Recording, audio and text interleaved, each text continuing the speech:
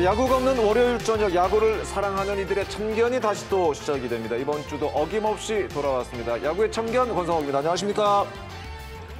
오늘 함께할 두 분 여러분께 먼저 소개하겠습니다. 류지한 해설위원 그리고 KBS 김도한 기자와 오늘 순서 함께하겠습니다. 안녕하십니까? 안녕하세요. 네.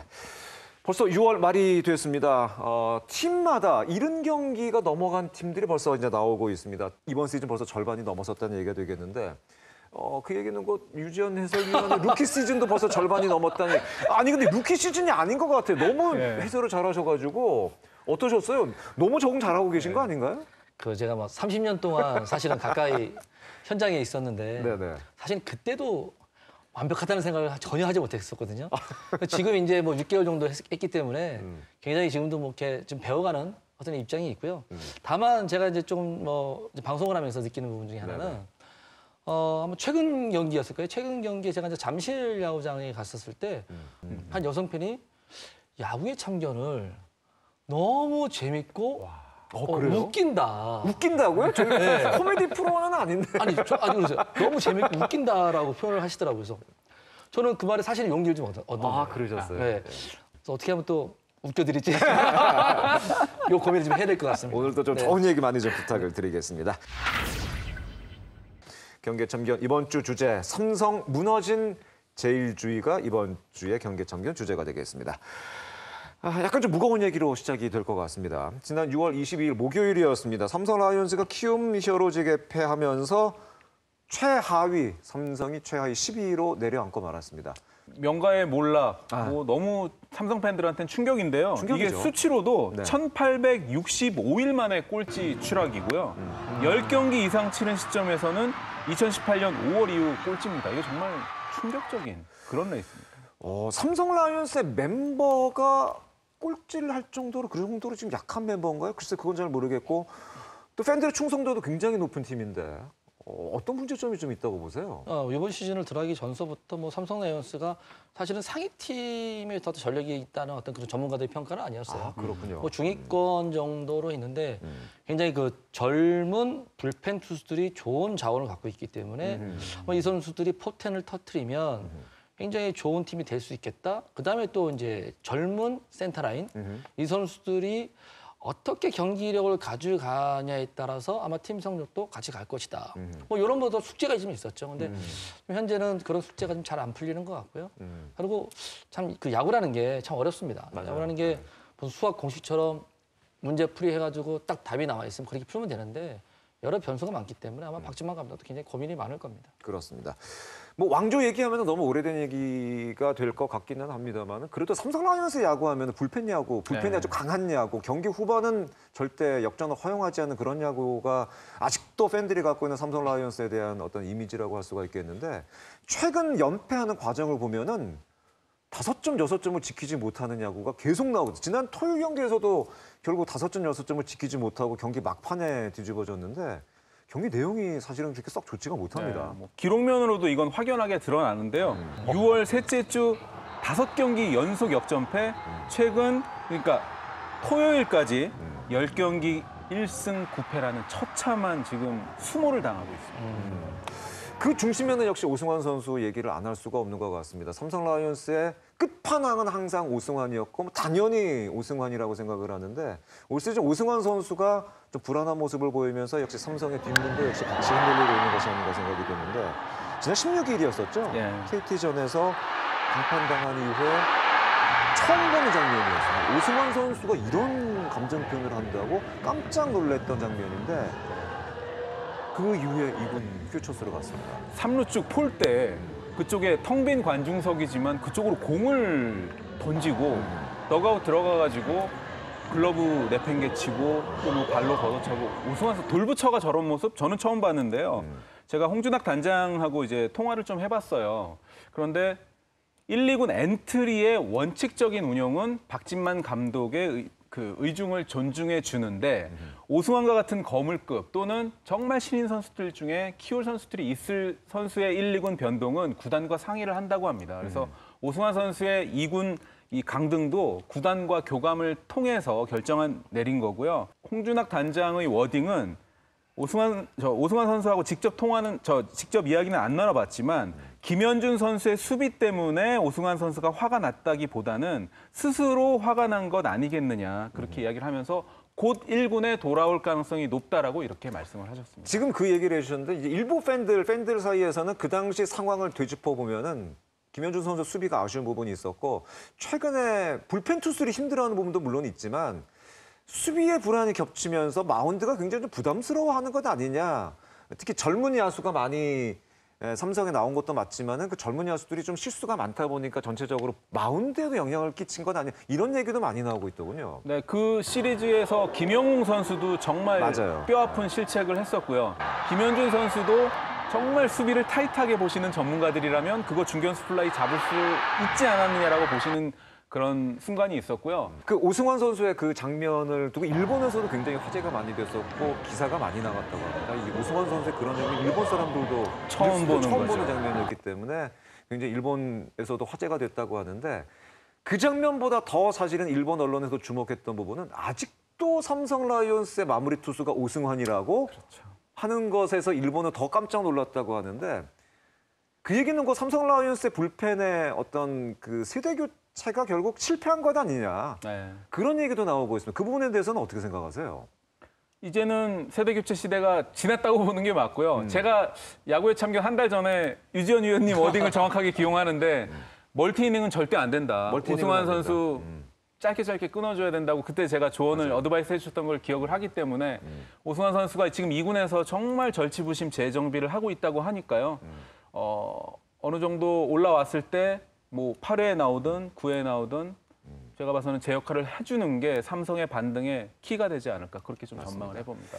저희가 그 월간 야참 6월호 할 때 6월 전망을 하면서 삼성 라이온스, 특히 삼성 라이온스뿐만 아니라 군 제대 선수들이 이제 많이 들어가면서 전체적인 프로야구에 이제 천군만마들이 들어오면서 좀 활기를 띨 것이다. 특히 삼성 같은 경우가 굉장히 전역 선수들이 많았었는데 최채영 선수 돌아왔고 최지광 선수도 역시 복귀가 됐습니다. 그러나 문제는 구자욱과 강민호 같은 주축 선수들이 또 부상으로 빠져 있는 부분이 되겠는데 이게 부상 선수에 대한 고민도 굉장히 많은 것 같습니다. 그 선수들이 빨리 돌아와야 될 것 같아요. 네, 홍 단장의 정확한 워딩은요. 일단 구자욱 선수가 7월 초중순 복귀로 지금 밸런스를 맞추고 있다고 했고요. 오재일하고 우규민도 결국은 이제 밸런스 되면 돌아온다라고 얘기를 했으니까 해줄 선수가 해줘야 되거든요. 그러니까 구자욱, 오재일, 우규민 그리고 오승환까지 이 4인방이 하루빨리 복귀하는 게 삼성이 반등할 수 있는 지름길이라고 할 수 있겠습니다. 그렇습니다. 아까 저희가 제목이 약간 좀 자극적이긴 합니다만 삼성이 한동안 주장했던 제일주의가 좀 무너진 것 아니냐. 근데 이게 문제는 삼성의 야구뿐만이 아니라 최근 다른 스포츠, 삼성 스포츠단이 갖고 있는 다른 스포츠에서도 지금 문제가 좀 생기고 있다는 얘기가 많이 나오고 있어요. 야축, 농배, 4대 스포츠죠. 야구, 축구, 농구, 배구 전부 다 꼴찌인데요. 현재요? 네, 사실 저희 이제 기자들이 이제 데스크한테 제목을 가져가면 꼴찌 그랜드슬램이라고 가져가면 이제 너무 자극적이지 않느냐라고 통과 안 시켜주시는 부장님들도 계십니다만 최근에 이제 이런 제목들이 올라오고 있는 게 왜 그러냐면 이게 이제 기자들도 마음은 아프지만 삼성 라이온즈가 또는 삼성 스포츠가 제1기획으로 넘어간 지가 7년이 됐는데 그 이후에는 좀 투자에 대한 마음이 야구에 대한 열정이 식었다라는 분위기가 지금 팽배해 있습니다. 스포츠에 대한 관심이 좀 떨어졌다. 예. 삼성 그룹 자체가. 사실 이거는 저는 이제 제가 홍 단장과 박진만 감독도 물론 책임은 있지만 투자하는 쪽에서의 이 지원 문제가 근본적으로 있기 때문에 삼성 라이온즈뿐만이 아니라 삼성 스포츠 구단 제1기획이 이 부분은 한 번쯤은 꼭 한번 생각해 봐줬으면 하는 바람이 있습니다. 그러니까 지난 시즌에 삼성 라이온스의 그 관중 동원 수가 꽤 상위권이었습니다. 그럼에도 불구하고 팀은 계속 최근에 지금 하위권을 맴돌고 있기 때문에 팬들이 더 사실은 좀 속상해하는 것이 아닌가 생각이 되는데 그러면서 아까 저 홍준학 단장 얘기를 했습니다만은 팬들이 얘기하는 게 홍 단장께서 어느 정도 책임을 져야 되는 건 아니냐 그런 얘기를 굉장히 많이 하고 있습니다. 이제 김 기자 얘기는 뭐 단장의 그런 어떤 GM의 책임도 있지만은 그룹 전체적인 분위기가 지금 아직 투자에 대해서 약간 좀 미온적이다 그런 얘기가 되는 거잖아요. 네, 이거는 뭐 저희도 야구 기자들도 축구 기자들, 농구 기자들 다 같이 이제 뭐 이야기를 해보면 공통적으로 나오는 말이 인건비를 줄여야 된다는 이 4대 스포츠 프론트들의 워딩이 워낙 많기 때문에 그러니까 예를 들면 시장에 가는 사람한테 재료비를 정말 아껴야 된다. 이 투자를 못한다까지는 아니지만 정말 전폭적인 지원이라든가 이 폭넓은 투자가 없는 상황에서 이걸 단지 단장이나 감독한테 책임을 물어라. 이거는 제가 봐선 구조적으로 해결을 하는 게 오히려 우선이지 않을까. 저는 그런 생각이 좀 듭니다. 아주 흔한 표현으로 전쟁터 나가는데 총알앗기란 얘기랑 똑같은 얘기긴 뭐 그런 네. 얘기 아닐까 생각이 사실 듭니다. 유전 위원이 우승하실 당시에 LG와 삼성은요. 온갖 전폭적인 지원 속에서 그렇죠. 라이벌 구도를 형성하면서 약간 대리전 같은 느낌이 그렇죠. 있었죠. LG와 삼성이 붙었거든요. 지금은 그렇지가 않아요. 맞아요. 예.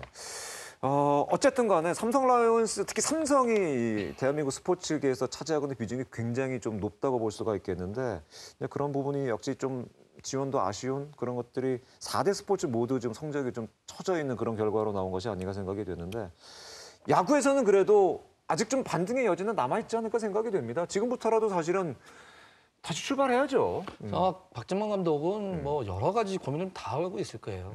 사실은 뭐 모래도 안 되고 있잖아요. 그러게 말이에요. 예, 모래도 안 되고 있는 상황이 굉장히 답답할 텐데 여러 가지를 지금 어떻게든 돌파구를 찾으려고 노력하고 있을 텐데 뭐 제 경험을 이제 말씀드리면 뭐 지도자 제가 뭐 지도자를 좀 오래 했던 사람으로서 제가 이제 18년을 지도자를 했는데 사실은 팀이 잘 안 되고 좀 성적이 연패에 있을 때 뭐 선수단 전체 미팅 또는 그다음에 지금 일찍 나가서 훈련량을 엄청나게 늘린다든지 또는 좀 피곤한 선수들은 체력 관리를 위해서 휴식을 준다든지 이런 부분들 여러 가지를 다 써왔어요.